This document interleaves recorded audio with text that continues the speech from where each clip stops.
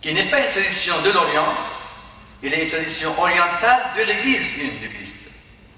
Donc ce n'est pas un sectarisme d'être oriental, mais c'est vraiment chrétien d'être oriental.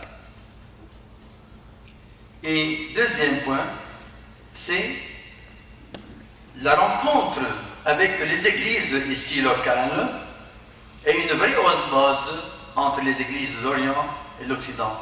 Et je crois que c'est une place privilégiée pour cette osmose, votre présence dans ce pays. Et je voudrais vous noter que l'église grecque-catholique melkite a toujours été appelée une église sans frontières. En effet, dans le Vatican I, on a nommé mon prédécesseur Grégoire II. C'était la présence des Grecs catholiques au nom de l'absent, le grec orthodoxe. Et il semble que la raison principale pourquoi Grégoire II Youssef Seyour, un Damascène, n'a pas voulu signer le Pastor Aeternus, le fameux document du Vatican I, il a dit, mes chers amis, les latins, vous savez, c'est un thème tellement difficile, la primauté et l'infaillibilité, eh bien, on ne peut pas le définir sans l'autre qui en serait frustré. Et en effet, Paul VI l'avait dit, moi, je suis l'obstacle. Parce que je suis pape, je suis le primat, je suis infaillible. Et ceci a été fait sans le grand absent et le grand présent qui est l'orthodoxe. Et Grégoire II a dit non, je suis d'accord peut-être pour le fond, mais ce n'est pas le moment. Et maintenant, on le ressent avec le communisme d'aujourd'hui, que c'est là, après tant de réunions, le thème principal. Donc l'Église grecque-catholique a marqué le Vatican II justement par cet aspect de l'ouverture. De même, vous savez qu'un document très important dans le Vatican II, c'était la relation avec les autres religions. Eh bien, c'était surtout les Grecs catholiques qui ont été à la base de deux documents qui parlaient de l'islam particulièrement, et que nous, chrétiens, nous devons découvrir le bien et les biens qu'il y a dans l'islam. De même pour le kémérisme, c'était l'Église grecque catholique qui a marqué les documents les plus importants de l'ecuménisme dans le Vatican II. Et ceci nous rapporte à notre rôle de grec catholique, une église sans frontières. Et c'est pour cela, donc, une présence où nous préservons notre patrimoine, où nous sommes en relation avec l'église latine, surtout spécialement, qui est ici majoritairement présente, et troisièmement, dans cette interaction avec toutes les religions, surtout l'islam. Et cela, comme point de départ, notre propre présence dans le monde arabe, 270 millions d'habitants, à majorité musulmane, et nous sommes de ce monde arabe, de ce monde de l'islam. J'ai lancé une parole très forte, peut-être, que je ne cesse de répéter. Nous sommes l'Église, pas seulement arabe, mais l'Église des Arabes et l'Église de l'islam, qui est en relation, qui est concernée par ce monde que Dieu encore, on appelle, c'est ton monde.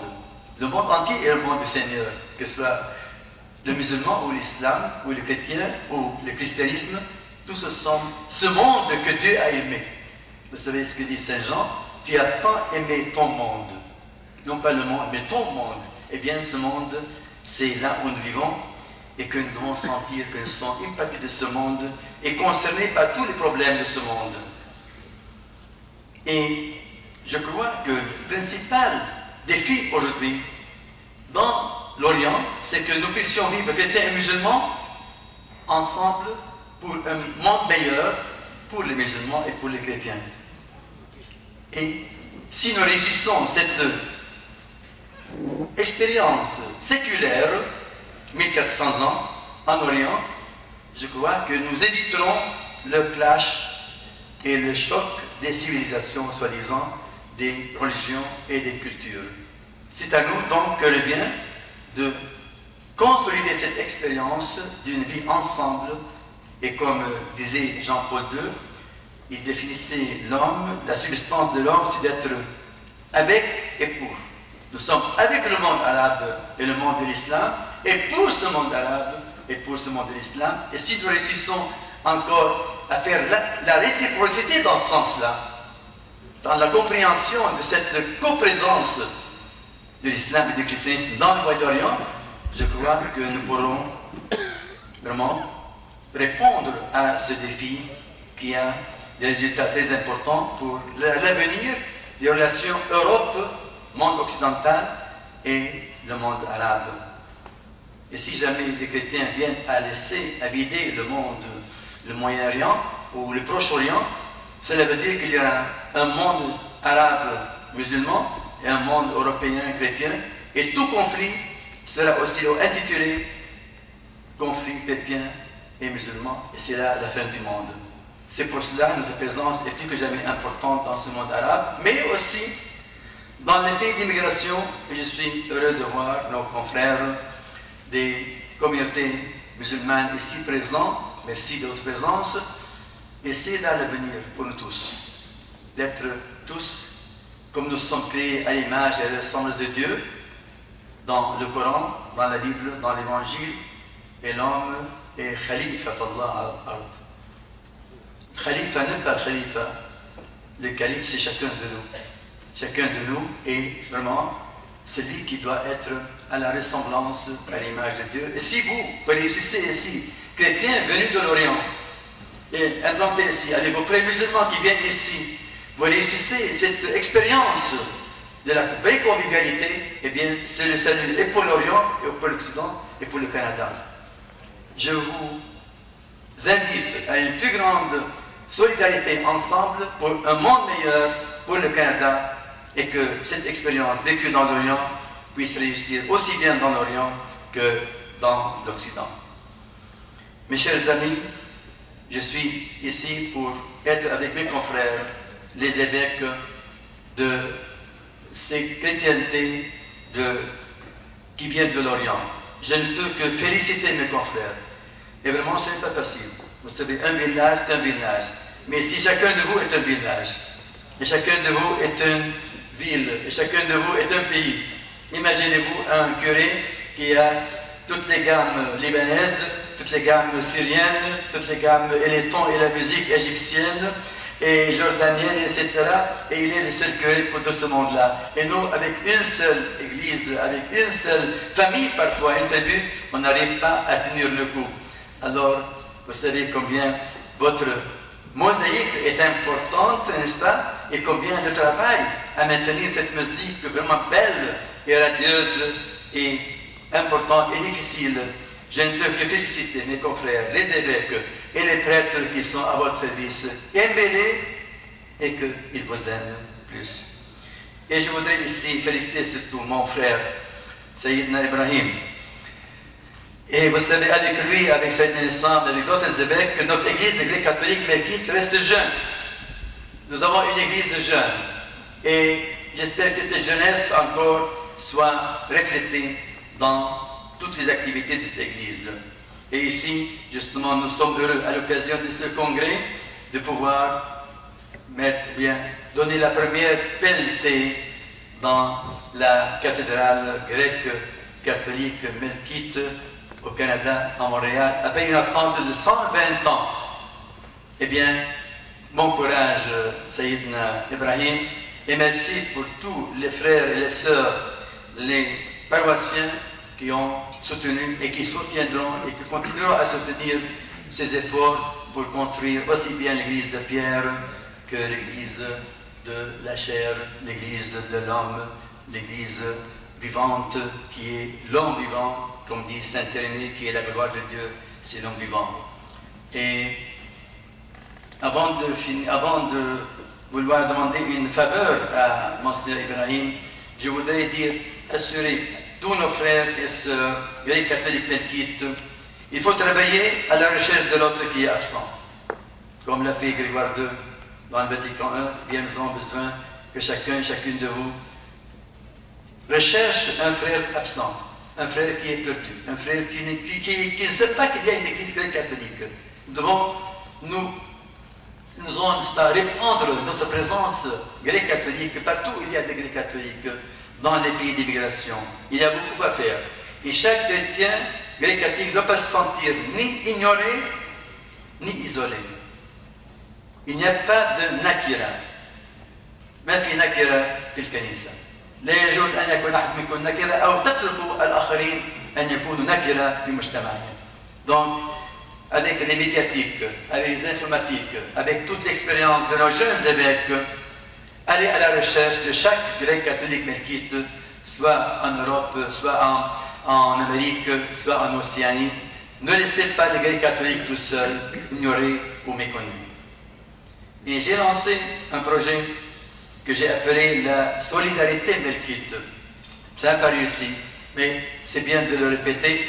J'ai dit, si par an, par personne melkite, nous pouvons recueillir $1 par an par un melkite, nous pouvons recueillir chaque année $2 millions ou bien $1 million qui, à tour de rôle, pourra soutenir l'un ou l'autre projet de nos paroisses, de nos diocèses, soit ici, soit en Moyen-Orient. J'espère que ce projet qui a été lancé en 2003 puisse quand même, il est en train de fermenter pour aller et pour être vraiment une source de prospérité et de lutte contre la pauvreté et pour le développement dans nos églises. Et avant de finir, et en remerciant toutes les personnes qui ont aidé à cette fête de ce soir et à ce congrès, et surtout je remercie tous ceux qui sont venus de loin, et tous mes frères et sœurs, les évêques, les différents représentants des églises et des religions qui sont là présents. Je vous remercie de tout cœur de cette présence. Soyez tous autour de votre évêque, de votre pasteur et de vos pasteurs.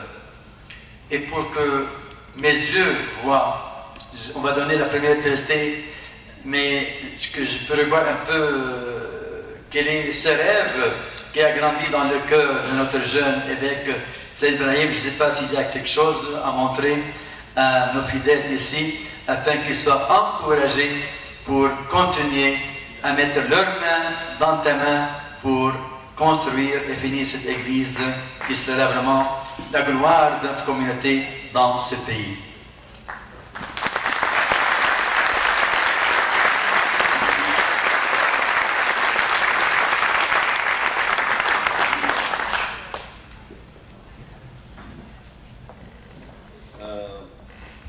بعد انا ما شفت شو فيها انا ما شفتها بعد حي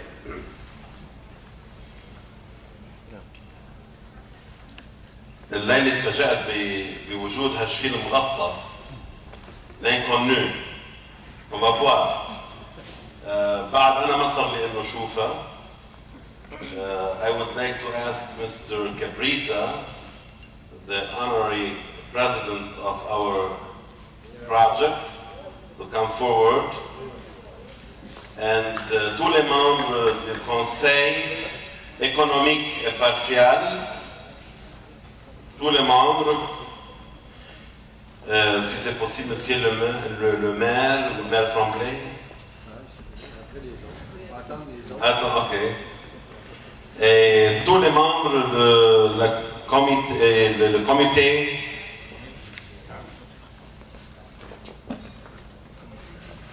de la construction, ils sont Nabil et Samir.